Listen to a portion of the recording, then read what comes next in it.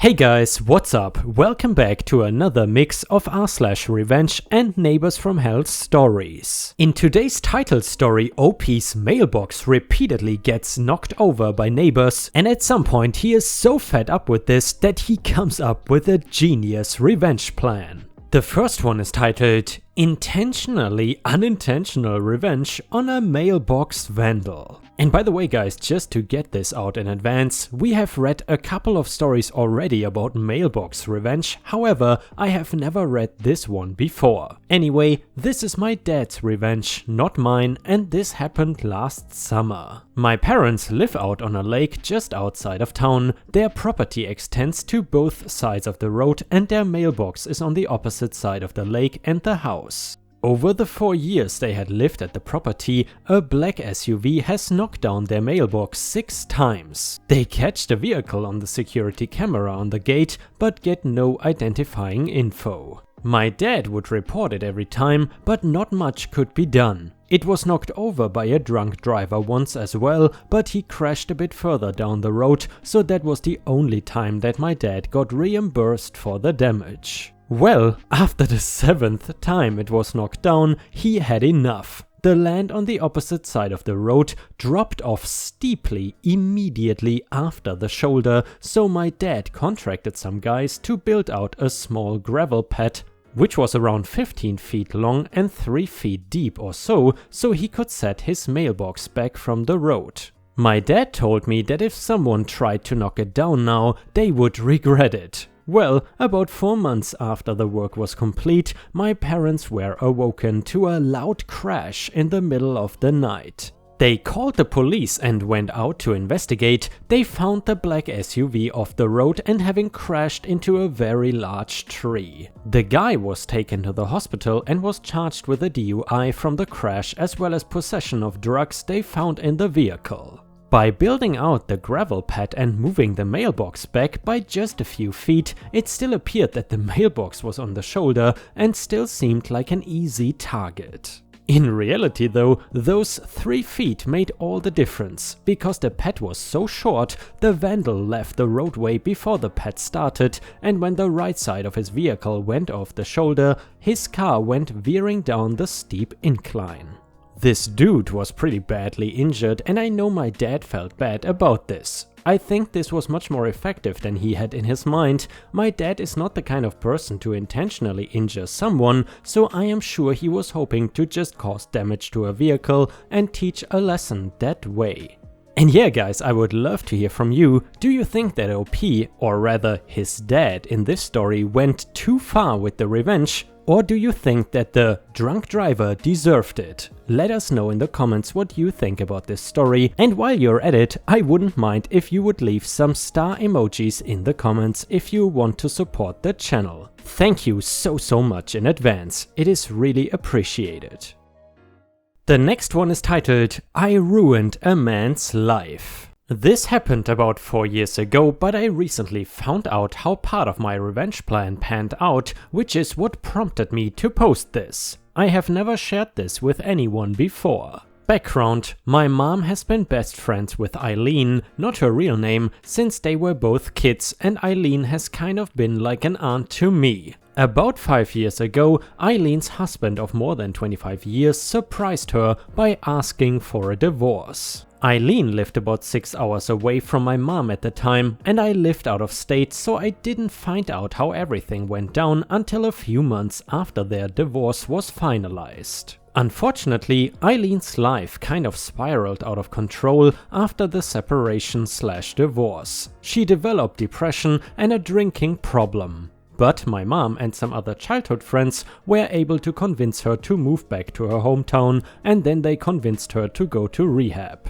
I moved back home shortly before Eileen went to rehab, and because my school/work schedule was pretty flexible, I was able to house sit and take care of some stuff while she was in rehab. The first time I visited her in rehab, I got the whole divorce story and it was bad. Eileen's ex, named Jeff, also not his real name, had not talked to Eileen about any problems prior to asking for a divorce, so she just assumed he fell out of love with her. However, I was immediately skeptical about the things Eileen told me. First of all, Jeff, who was an executive at a pharmaceutical company earning mid-six figures, was fired from his job a year before they split up and decided to take a break before looking for another job. It was weird to me that Jeff decided to take a break from work because he had always been such a workaholic. Eileen has not worked in years because of a disability, but she has some property and a trust her parents left her that lets her live a comfortable life without working.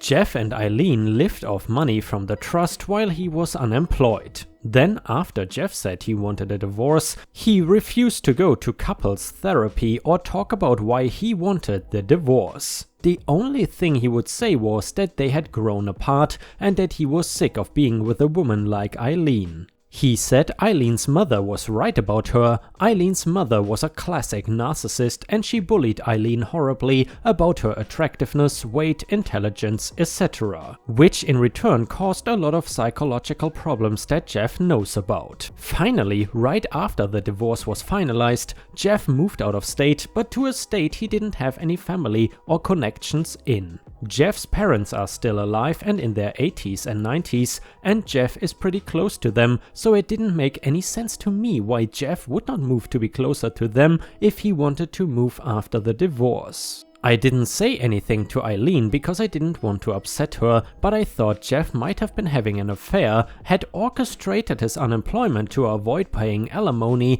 and then moved out of state to be with his mistress. I just didn't have a way to confirm it at the time. Now onto the investigation. Then Eileen asked me to look for a box of Jeff's stuff he had asked her to hold for him until he moved into his new apartment. She told me all the info on the box, contents, and his new address was in an email he sent her, and she gave me the password to her computer so I could access the email. This is where I lucked out. It turns out Jeff had used her computer and set up his email on the computer. I accidentally clicked on the app for his email when I was searching for Eileen's mail. I decided to take a peek at his email. The first thing I noticed was that he had mostly stopped using that email 3 years before, which was about 1 year before he was fired. In a folder for digital receipts, I found a confirmation email for a dating site, either POF or Match, I cannot remember which I think he saved there accidentally. I also found a verification email for a new email address. I started to put together a speculative timeline of what happened.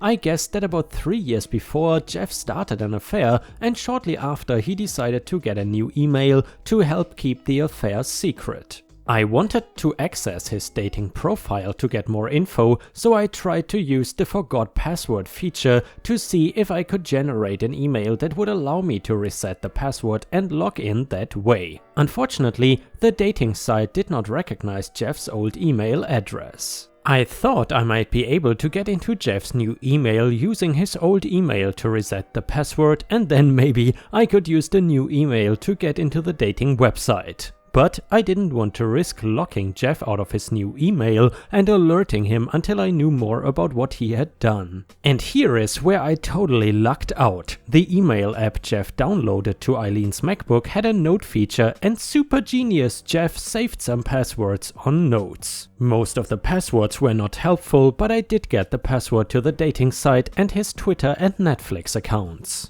I logged into the dating site using his new email and the password. I was able to read messages Jeff sent to another woman before he broke up with Eileen. The new mistress sent Jeff her email address in one of the messages. I searched Facebook for the mistress's email and found her profile. I could not read the mistress's posts, but she left her photos public. She had recent photos of her and Jeff, so I knew they were still together. She also posted a photo of a construction crew breaking ground on a new home for her and Jeff, which was interesting because I got the impression from Eileen that Jeff did not have a lot of money after the divorce. Here is where my background is important. At the time I was attending law school, I moved back to my hometown for 1 semester for a legal residency, and I had access to LAKEY's database, specifically their public records database. I had spent a good portion of one of my summer internships tracking down property records and other assets to help recover judgments for clients, so I knew how to search for public records. The mistress had purchased several acres in a wealthy suburb several months before Jeff filed for divorce, and there was no mortgage listed on the record. I had already found the mistress's LinkedIn page, so I knew she worked as an executive assistant before she moved out of state with Jeff. She did not advertise her salary, but I doubted she could have afforded the property with her salary alone. It is possible she had money outside her salary, but I suspected Jeff gave her money to purchase the land before he filed for divorce. I also found an updated record in Lexis showing Jeff and the mistress as joint owners of the property. I called the county recorder office to confirm ownership of the property, dates, etc. The mistress had filed a quitclaim just 5 weeks after Jeff's divorce was finalized. I was still hesitant to try to log into Jeff's new email, so I decided to check his old email again to see if there was anything else I should investigate before moving to the new email. I didn't find anything, but I noticed that several passwords in his notes were the same. I decided to try to log into his new email using the same password he used for the dating site, and I figured the 2 accounts were created around the same time, so if he had recycled a password, that was the most likely candidate. And it worked. And by the way guys, pro tip, never ever recycle a password. Recently here in Thailand, just as a side fact, one of the biggest airlines in the country had a database breach, and essentially millions of customers' data was leaked, including the password to the account, supposedly credit card numbers, names, addresses, just everything. So yeah, it is always good to have different random passwords for everything. Anyway, his new email was a goldmine. Because this story is already getting ridiculously long, I will list some of the relevant stuff I found. Number 1, Jeff had not been fired from his old job, he quit and lied to Eileen. I found an email from his admin asking where to have the payroll send his last check and details about a goodbye party for him. Some emails between Jeff and a boat repair person mentioning a leak somewhere on one side of the sailboat near the engine compartment. The repair guy couldn't find the source of the leak, but he talked about current and future problems with mold and the engine on that side. Emails between Jeff and a boat broker, which included the email address of buyers farther down in the string. An emailed report from the boat inspector, which did not include the leak or any mold damage or potential damage to the engine. Also, emails between Jeff and his contractor about changes made to the new house's sunroom, something about a 3-season sunroom versus a 4-season sunroom, and the construction needing to be modified to deal with the weight of the snow. Emails between Jeff and the mistress, they had married, the mistress and Jeff shared a calendar. Also some flirty emails between Jeff and another woman. And then also emails with info on Jeff's new employer. I downloaded all the important emails and their attachment and started thinking about a revenge plan. Now, the revenge. To my mind, everything was fair game. He lied about being fired, so I wanted him fired from his new job. I suspected he hid his money before his separation from Eileen to help pay for his new house, so I wanted him to lose his house. He cheated, so I wanted to destroy his new relationship. Anything I could do about the boat was a bonus. The easiest place to start was the boat. I had no idea if the source of the leak was found and repaired or if the leak was verbally disclosed to the buyer, but I figured Jeff was a lying jerk, so odds were fair he hid the info from the new buyer. I sent the emails between Jeff and the repairman and another copy of the inspection to the buyer. I searched Jeff's county court website 5 to 6 months later and found out the buyers filed a suit against Jeff and the broker and inspector. I could not figure out how to take or destroy Jeff's house, so I settled for contacting the county inspector's office to complain about the sunroom not being up to code.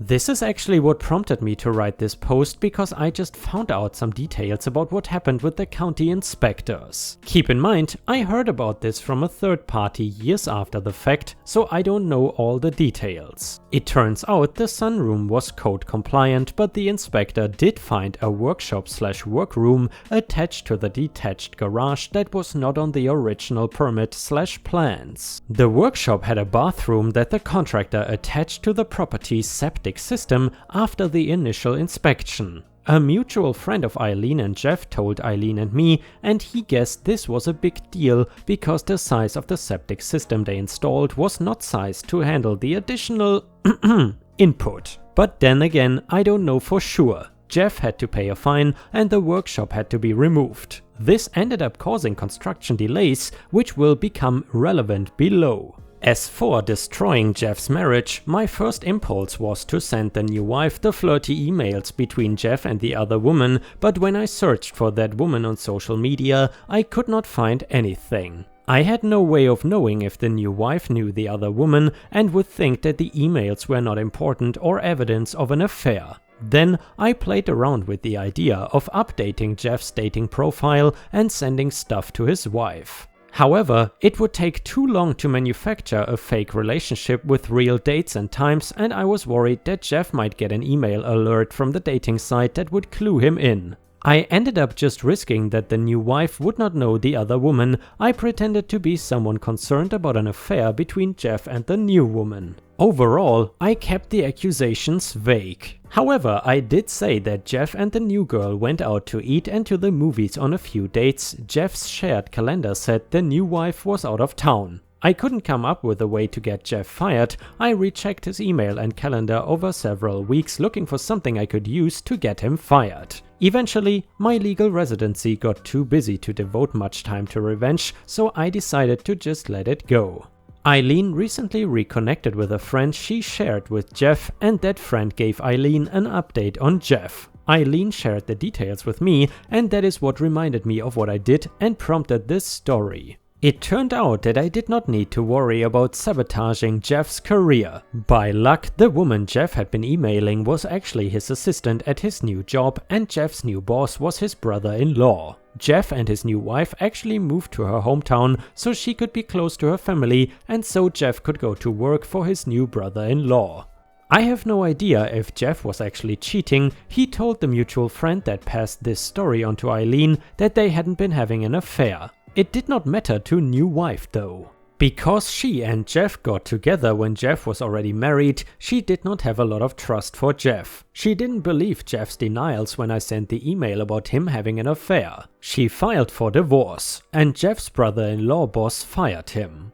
And since the construction was delayed, the new house was not finished when Jeff and new wife divorced. They had to sell an unfinished home, and Jeff took a big financial hit. Finally, these were not part of my larger revenge plan, but I'm pretty petty, so I did this. I took the box of Jeff's stuff, mostly photographs, and threw them away. I told Eileen they must have been lost in the move. I signed both of Jeff's email addresses for a bunch of spam, newsletters, mailing lists, etc. I deleted his Netflix watch list, and I posted and retweeted and liked a bunch of adult videos on his Twitter account and deleted all the accounts he was following. The ending: I never told Eileen what I did because I wanted her to have plausible deniability and I didn't want to interfere with her recovery. She doesn't know about the boat lawsuit or the Netflix and Twitter stuff, but she did take satisfaction from his divorce and job loss. I probably would have let it all go if Jeff had just cheated because I had always really liked Jeff. I always thought he was nice, but I was obviously wrong about him. Nice people don't weaponize childhood abuse to mentally torture their wives. As far as I am concerned, Jeff deserved everything I did to him. And yeah, Ripe Stars, I would love to hear from you. Do you think that OP went too far in this story, or do you think that Jeff got everything that he deserved? Please let us know what you think in the comments.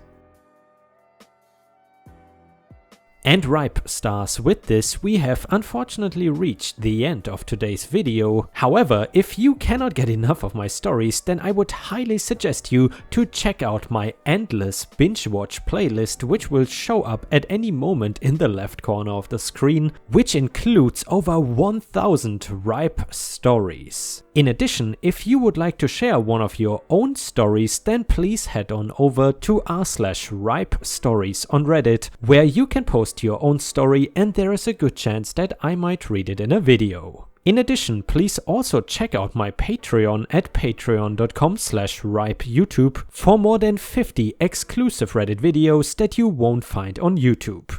Thank you so much for watching, your daily support is very much appreciated, and I hope to see you again tomorrow.